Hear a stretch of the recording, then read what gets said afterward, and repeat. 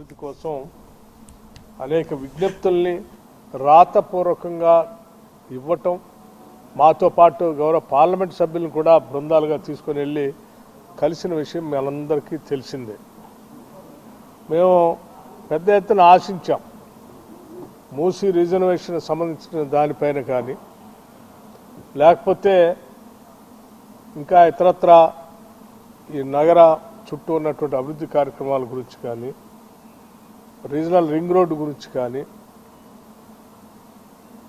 ఇతర ఇన్ఫ్రాస్ట్రక్చర్ సంబంధించినటువంటి అంశాలు కానీ వాటిలో పొందుపరుస్తారేమని ఆశించాం, ఇంక్లూడింగ్ మెట్రో రైలు సంబంధించి కూడా.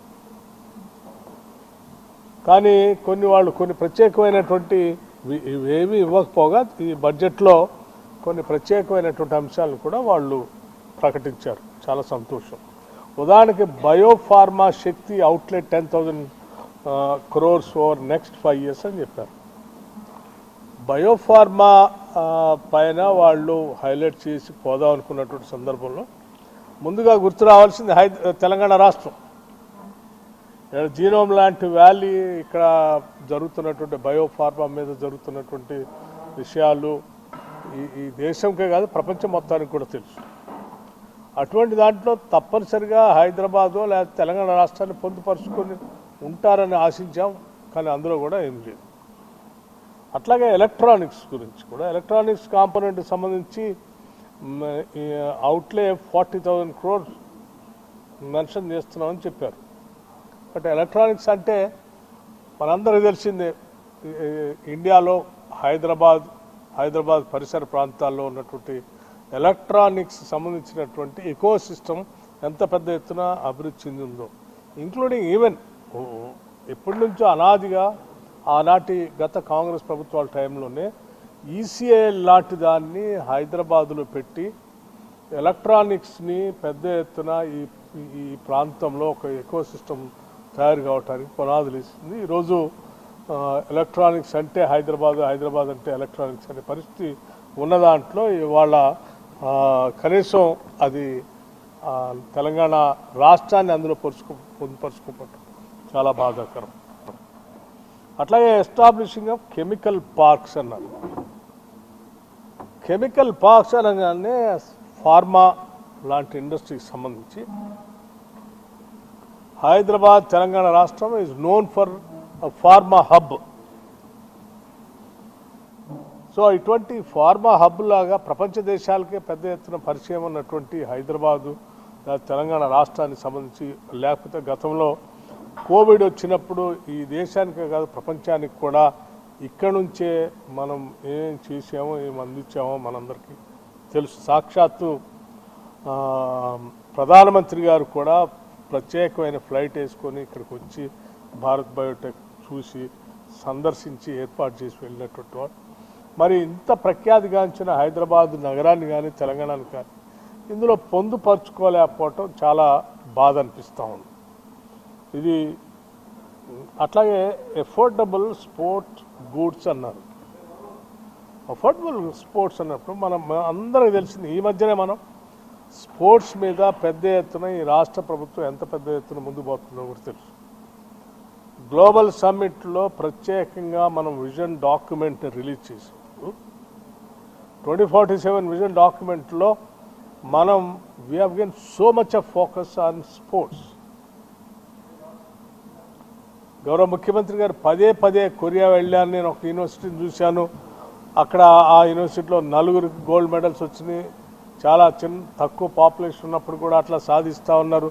మన దగ్గర కూడా ఇటువంటి యూనివర్సిటీస్ని మనం పెద్ద ఎత్తున ఎస్టాబ్లిష్ చేస్తే పెద్ద ఎత్తున గోల్డ్ మెడల్స్ తీసుకోవచ్చు అని చెప్పి ఆ స్పోర్ట్స్ యూనివర్సిటీనే పెట్టాలని, లేకపోతే స్పోర్ట్స్ సంబంధించిన యాక్టివిటీస్ అన్నింటినీ ఫోకస్గా మేము తీసుకొని ముందుకు పోతామని చెప్పినప్పుడు, ఒక ప్రభుత్వమే ముందుకు వచ్చి స్పోర్ట్స్ మీద ముందుకు పోతామని చెప్పినప్పుడు మీరు అఫోర్డబుల్ స్పోర్ట్స్ గూడ్స్ అనంలోనే ముందుగా గుర్తు రావాల్సింది తెలంగాణ.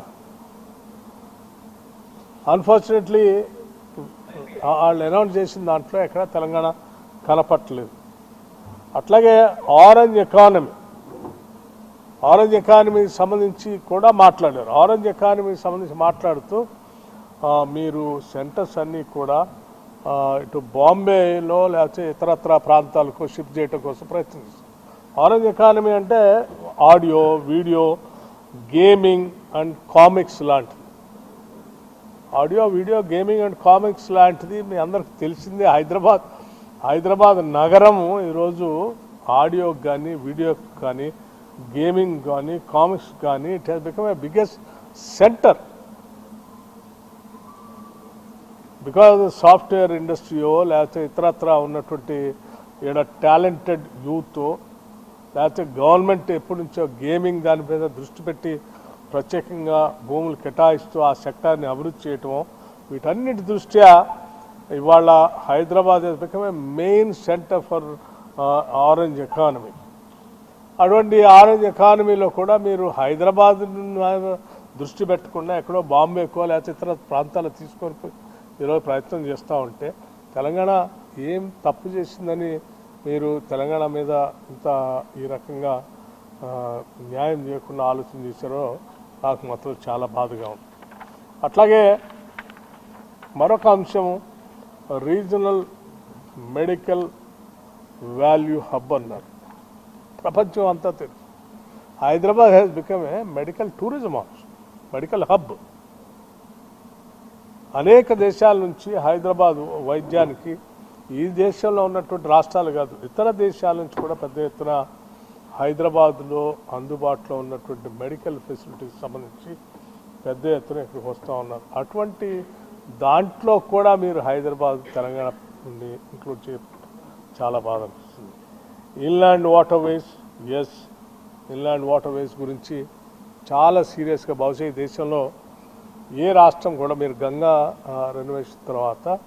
రిజర్వేషన్ తర్వాత ప్యూరిఫికేషన్ తర్వాత సీరియస్గా ఈ మధ్యకాలంలో ఒక నగరంలో ఉన్నటువంటి ఒక 56 కిలోమీటర్లు పైబడి అనుకుంటా బహుశా if I'm right, subject to correction, అంత పెద్ద మూసి రిజర్వేషన్ అని చెప్పి దాంట్లో ఇన్లాండ్ వాటర్ కార్యక్రమాలని అనేక రకాలైన వాటర్వేస్ని స్పోర్ట్స్ని చేసే కార్యక్రమాన్ని మనం పెద్ద ఎత్తున ప్లాన్ చేస్తూ పదే కేంద్ర మంత్రులను కలుస్తూ గౌరవ ప్రధానమంత్రి గారిని కూడా కలుస్తూ మనం ఒక గ్లోబల్ సమ్మిట్లో ఒక ప్రత్యేకమైన డాక్యుమెంట్ కూడా రిలీజ్ చేసి దాన్ని ముందుకు తీసుకొని పోతున్న తరుణంలో డెఫినెట్లీ మేము ఆశించాం తప్పనిసరిగా కేంద్ర ప్రభుత్వం ఇన్లాండ్ వాటర్వేస్ తీసుకునే క్రమంలో హైదరాబాద్ మూసీ రివర్ని కూడా పరిగణలోకి తీసుకుంటారు.